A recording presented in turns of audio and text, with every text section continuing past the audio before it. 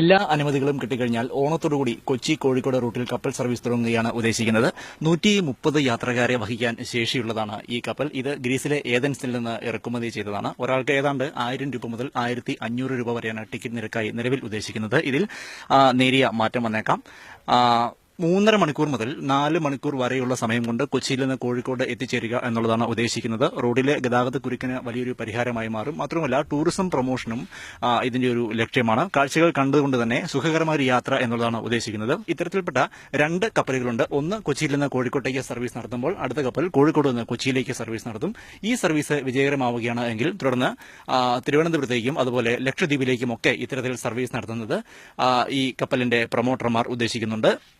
ഈ കപ്പലിൽ വിമാനത്തിൽ ഉള്ളതുപോലെ തന്നെ 2 തരത്തിൽപ്പെട്ട ക്ലാസ് ടിക്കറ്റുകളുണ്ട്. അതായത് ബിസിനസ് ക്ലാസും എക്കോണമി ക്ലാസും. ഒപ്പം ഭക്ഷണം ഉൾപ്പെടെ ഒരു വിമാനത്തിൽ എന്നുള്ളതുപോലെ ഭക്ഷണം ഉൾപ്പെടെ യാത്രക്കാർക്ക് വിളമ്പുക എന്നുള്ളതോടുകൂടിയാണ് ഉദ്ദേശിക്കുന്നത്.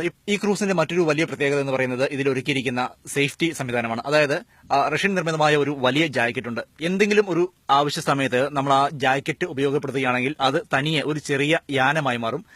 അത്തരത്തിൽ ഒരു യാനത്തിൽ 30 യാത്രക്കാർക്ക് ഇരിക്കാൻ സാധിക്കും. മാത്രമല്ല യാത്രക്കാർക്കുള്ള ഭക്ഷണം ഉൾപ്പെടെ ആ യാനത്തിന് ഉള്ളിൽ ക്രമീകരിച്ചിരിക്കും. കുറെ നേരം ആ യാനത്തിനുള്ളിൽ കഴിയാൻ സാധിക്കും. ഇത്തരത്തിൽപ്പെട്ട 5 യാനങ്ങൾ, 5 സേഫ്റ്റി ജാക്കറ്റുകളുമുണ്ട്. അതായത് 150 പേർക്ക് സുരക്ഷിതമായി ദിവസങ്ങളോളം കഴിയാൻ സാധിക്കുന്ന തരത്തിലുള്ള സേഫ്റ്റി ജാക്കറ്റ് കൂടി ഉൾപ്പെടുന്നു എന്നുള്ളതാണ് ഈ കപ്പലിന്റെ ഏറ്റവും വലിയൊരു സവിശേഷത.